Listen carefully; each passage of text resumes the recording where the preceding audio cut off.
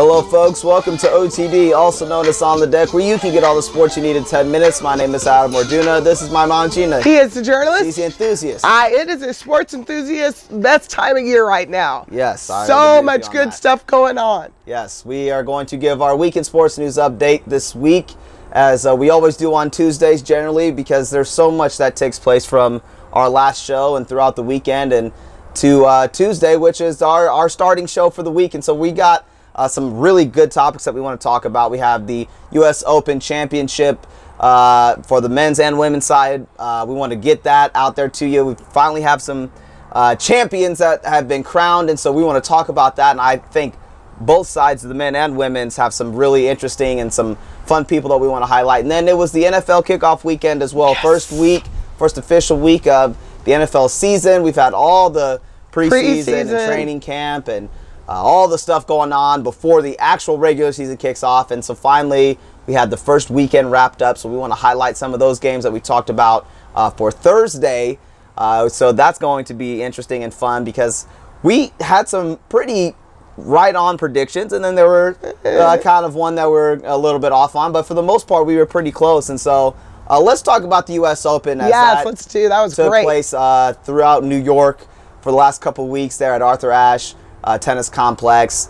We had a great Final Four or semifinals for the women's side. Yes, and I know there were some really awesome headlines coming into the semifinals, and then into the finals we had a final that we actually didn't predict. We really actually got it wrong. Right. Well, because wasn't it the Final Four was Venus Williams versus Sloane Stephens? It was. And Coco Vandeweghe versus Madison Keys. So you had three African-American women and a white girl named Coco. Yes. So it was all four American women, and we both picked Venus and Coco to be in the finals. Correct. And we were wrong. Yes. You know, it was Sloane Stephens and Madison Keys. I want to call her Alicia Keys. Yeah. Madison Keys. Yes. And so that was fine. I don't think we were upset. We weren't going to go wrong either way. Stretch that it was Sloane or Madison or any combo of those four women playing in the championship for the U.S. Open. But it was really fun to be able to see some of these, this newer generation, this younger group, kind of go in there and show that, hey, American tennis is still very prevalent with what we got going on here. And so this was Sloane Stephens' first Grand Slam, her first tennis championship. She has now beaten Serena and Venus Williams both, and so those are some big names on your resume that you can say that you've beat. A lot of people cannot say that, so that's really awesome. You know what I thought was interesting? Sloane and Venus had to go to a third set, and it was a tiebreak 7-5 for Sloane to get it, whereas with Madison Keys, she whooped poor Coco. I didn't call that at all. I mean, she set her down, was like 6-1, 6-1 or 6-0. It just 6-1. I mean, it was not close. She broke her and kept going. Yeah. So that kind of makes me think if Venus had gotten past Sloane, maybe Venus would have whooped Madison too, because Sloane took care of Madison pretty handily too. Yeah, well, and the thing about Sloane Stephens is that she got on the scenes really early. She was kind of like the rising star when she beat Serena in Wimbledon. It was like, hey, or it might have been the French Open, but Serena was badly injured. She was struggling with all of her she had like some lower leg injuries that were really beating her up, and Serena still gave her all she could handle. But Sloane she's been noted for being extremely athletic. She's fast, she's quick, and she can return almost any serve. And so that's really one of those things that played into her against Venus, was that she could return almost every serve that Venus had coming that way. And so I think Venus was more than okay with having Sloane win, and then obviously Sloane went ahead and beat Madison Keys in the championship. Well, the men's side was a lot of fun to watch too. Unfortunately, Federer went out, but Rafa Nadal of the Big Four was still hanging in there, and he ended up playing Kevin Andresen from South Africa. Yeah. And so, how did that turn out? Rafa just went ahead and won that one as well. 6-3, 6-3, and 6-4 was that last set. Straight sets. That's a pap, pap, pap. Yeah. Straight sets on and off. Exactly. So it was good. He's got 16 Grand Slams right now. He's looking really good, #1 in the world. He's 31. He's been battling injuries the last couple of years, and so it's really good good to see him back in his elite form again, and so I'm happy for Rafa to go ahead and do that. Well, you know who has more Grand Slams than he does? And who would that be? Roger Federer at 19. And you know who has more than Roger Federer? Who was that? Serena Williams at 23. Yeah, not surprised by that. There you go. So, and there you go. That's the dominance of the Williams sisters. Yeah, well, that's the U.S. Open, and we're really glad that that kind of wrapped up and ended on a good note for everyone. Yes. Let's go ahead and talk about the NFL, because that's what we really want to get into right now, as the first week of games took place this weekend, starting with Thursday. Our Kansas City Chiefs went up to Foxborough up there in Boston and played the New England Patriots and came home happy with a huge victory, as everybody was writing off that game as the Patriots should win. They're supposed to win. It's the ring ceremony, it's Super Bowl, all that stuff. What was the final score for that game? 42-27. Okay. And Adam had to stop me from running out here and doing another show the next morning, because it was like Chiefs, Chiefs, Chiefs, Chiefs, Yes. Chiefs, Chiefs. The whole city Everybody. was smiling for days. Exactly. Because here was the thing. You and I both picked the Chiefs. Yes. I picked it close. I picked them by 3. I think you said by... I said the same thing. I also picked them by 3, so... Nobody expected the Chiefs to go in there and hammer. Yes. And I mean, think about the conditions you have to go into. They're unveiling the Super Bowl banner. Yes. Goodell's there and the crowd's hyped up booing him. And Tom Brady floated in on a floating carpet with doves, you know, holding him in, and little cherubs, right, you know, putting his uniform on. Correct. And you got to stand there for all of that, the smoke and the fireworks and all that. And the Chiefs said, that's cool.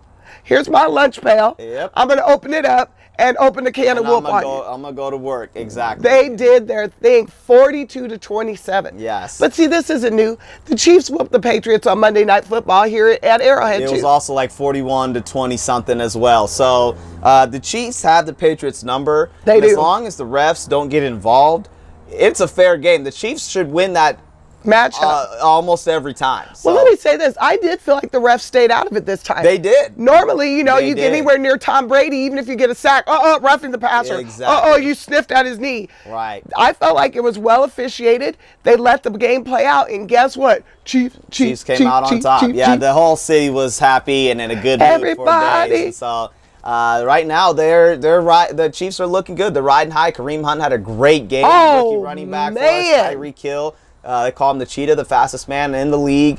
Alex Smith played probably his best football game ever. But how about our defense setting the edge? I mean, that O-line for the Patriots couldn't do anything with us. Our defense. Now, the only dark spot was that we did lose Eric Berry for the year. Oh, I know. Ruptured Achilles. That's going to be so some huge painful shoes to fill, and he's an all-pro, really the heartbeat of that defense. But with our pass rush that we got on Tom Brady and with Justin Houston kind of coming back, I think that will kind of alleviate some of the passing game that we won't have on defense. So if we can get to the quarterback like we did, I think we'll be okay. But those are some huge shoots. I know we have to move on because there were other things to talk about, but how about Kareem Hunt fumbling the first time ever? Yes. And the Chiefs going right back to him and saying, get back in there, son. Yep. That's how you win football games. You instill confidence in your young guys. Started off rocky, and then he said, I'm going to flush that and go ahead and just play. So. Well, why don't we run through the games, the other games we predicted, and see who came out the winner between the two of us? Right. So we had the Packers and the Seahawks. That ended up being 17-9, the Packers, and we both had the Seahawks winning that one. Okay, so we both lose. Yes. Then we had the Vikings and the Saints that played last night, Monday Night Football. 29-19. That was the Vikings that came away with that one. And I picked the Saints. You picked the Saints. I picked the Vikings. All right, so one for you. And then we had the Cowboys and Giants, and then that was 19-3. I think it was. The Cowboys ended up winning that one. And so we both picked the Cowboys to win that one. So I think you got the better of it this week. So, I mean, it was, but we were, we were close. We were right on there. And so there was a couple other games as well that we kind of felt like needed to be highlighted. The Jaguars, who have been a up-and-coming team for the last... You've been saying that. You have been saying that. Are just a young team. They look like a college team more than anything else. But they put the whooping on the Houston Texans. On my Houston Texans. Or what do you call them? The Houston Oilers? You're Oilers? Well, because they've been the Oilers Houston forever. Oilers, Houston. Oh, that's wrong. You know you're wrong for that. In 29-7. And Houston's still just now drying out. We've had some other things on our minds. Yes, definitely. We've had a few things going on. And, I think it was, listen, I want to give all respect to the Jags because they looked great. Leonard Fournette looked great. Yes. And the Texans just didn't look good.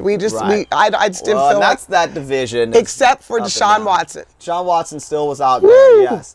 Well, so that was kind of an interesting win there. And then we had the Rams and the Colts. Who saw that coming? The Colts aren't a very good franchise right now, but the Rams have been in flux for a while as well. So that was very interesting to see. And it was a blowout. We both picked the Rams at the bottom of their division. Yes. And it was like, what was that score? It's like 26-9 or something? The Rams and Colts, 46-9. It was a blowout. Excuse me. 46-9.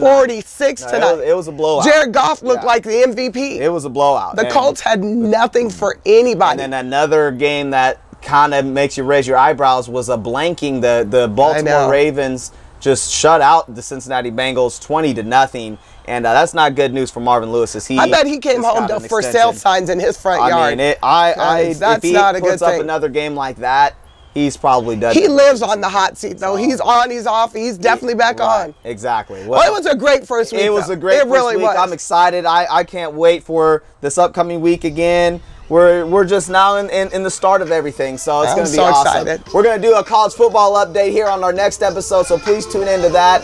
But overall, I want to say appreciate everything you guys do for us by tuning in, and continue to subscribe to our YouTube channel. We'll see you again, folks.